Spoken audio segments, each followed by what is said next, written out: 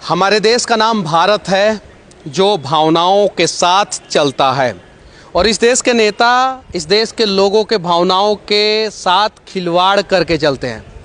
भावनाओं के बाद ये देश दो चीज़ों से चलता है, एक बैंक से, दूसरा बीएसई से। और ये है बॉम्बे स्टॉक एक्सचेंज, जो दुनिया में सबसे ज़्यादा ग्रोथ करने वाला स्टॉक एक्सचेंज है। मार्च में 26,000 के आसपास सेंसेक्स इंडेक्स था 2020 में, जो 2021 सितंबर में 60,000 सेंसेक्स को क्रॉस कर गया। अभी ये दुनिया में सबसे ज़्यादा प्रॉफिट देने वाला सेंसेक्स इंडेक्स है। इस देश में 2020 में कोरोना आया और 2020 से लेके 21 तक इस देश के लोगों का सबसे ज़्यादा नुकसान हुआ। रेस्टोरेंट बंद हो गया, टैक्सी बंद हो गया, ट्रेन बंद हो गया, फ्लाइट बंद हो गया, हर चीज़ बंद हो गया। लेकिन ये बीएसई बंद नहीं हुआ। क्यों? क्योंकि भावनाओं के बाद बैंक और बैंक के बाद बीएसई, और यही तीन चीज़ जो है इस देश को चलाता है। आखिर ऐसा क्या हुआ कि इस देश के लोग जब बर्बाद हो रहे थे तो बीएसई अपनी ऊंचाइयों को छू रहा था और आबाद हो रहा था? इसके पीछे जांच होना चाहिए।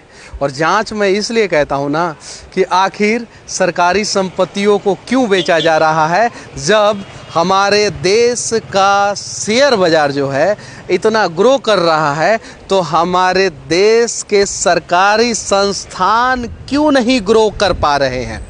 मैं अनेकों वीडियो में बोल चुका हूं कि घर का गार्जियन जब असक्षम हो जाता है तो उनके बच्चे आवारा हो जाते हैं, लेकिन घर का गार्जियन जब सक्षम होता है तो बच्चे काबिल हो जाते हैं। उसी प्रकार से जब सरकारें निकम्मी हो जाती है तो सरकारी संपत्तियां बिकना शुरू हो जाता है।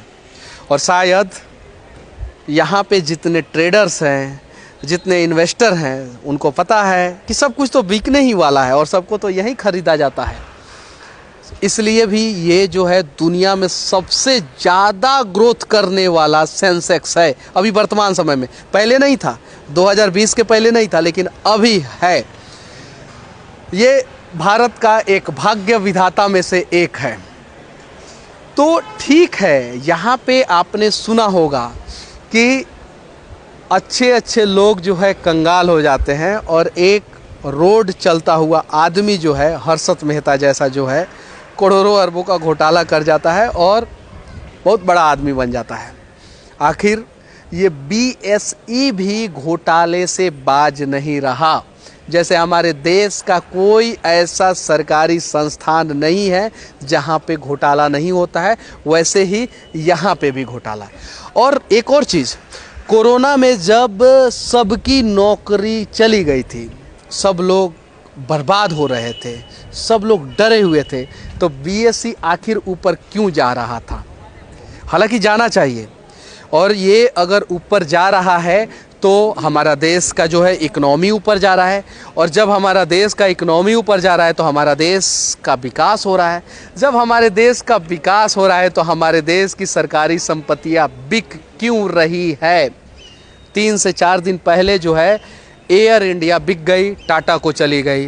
रेलवे लगभग 50% प्राइवेट हो चुका है। Shipping yard corporation of India बिकने वाला है। उसके अलावा भी LIC बिकने वाला है, जो प्रॉफिट मेकिंग कंपनी है। भारत पेट्रोलियम जो प्रॉफिट मेकिंग कंपनी है, चलिए लॉस में BSNL चल रहा है, उसको नहीं बेच रहे हैं, लेकिन भारत पेट्रोलियम जो प्रॉफिट मेकिंग कंपनी है, जो नवरत्न कंपनी है, उसको बेचा जा रहा है। ऐसा क्यों?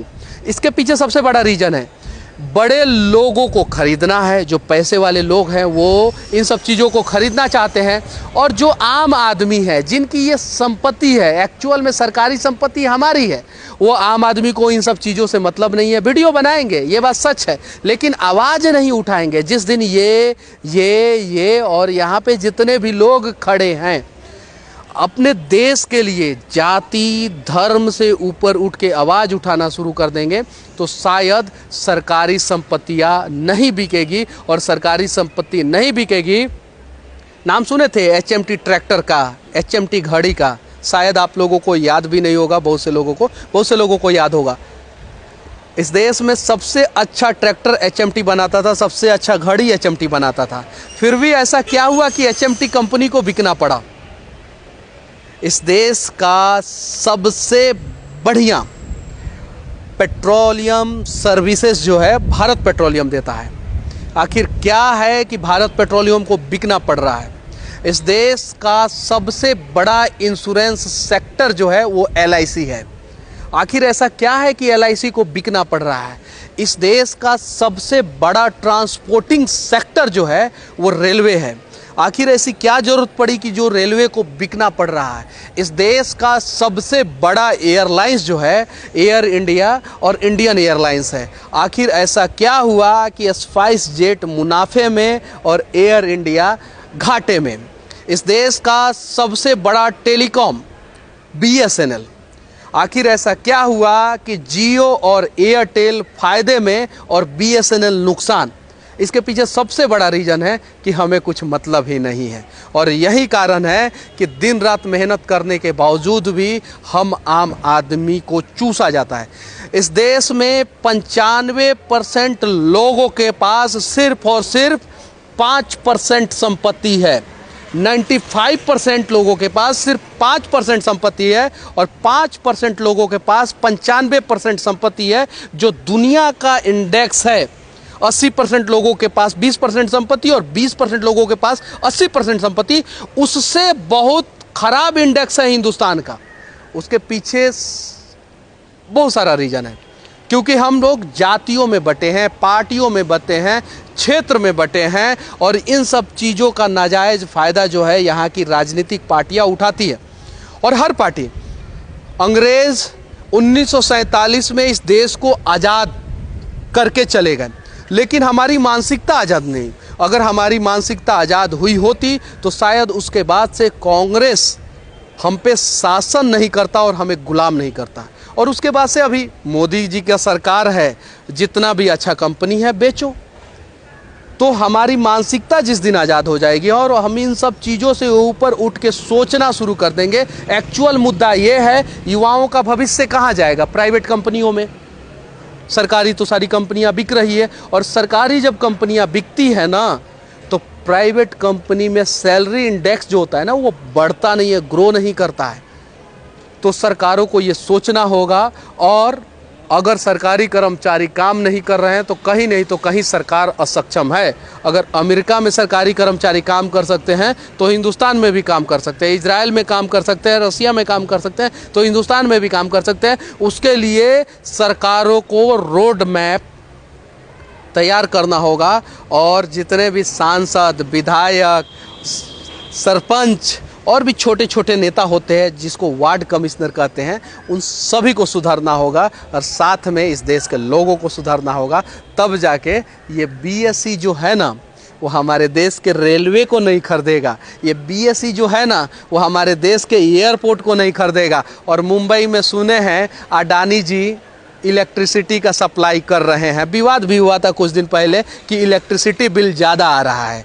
मुंबई का एयरपोर्ट अडानी का हो गया, दिल्ली का एयरपोर्ट जीएमआर का हो गया। आखिर सरकार की संपत्ति, सरकार मतलब मोदी जी नहीं, सरकार मतलब राहुल गांधी नहीं, सरकार मतलब हम और आप, हम लोगों की संपत्ति को इस देश के नेता जो है ना वो औने पौने दामों में क्यों बेच रहे हैं और इस पे सवाल कौन उठाएगा?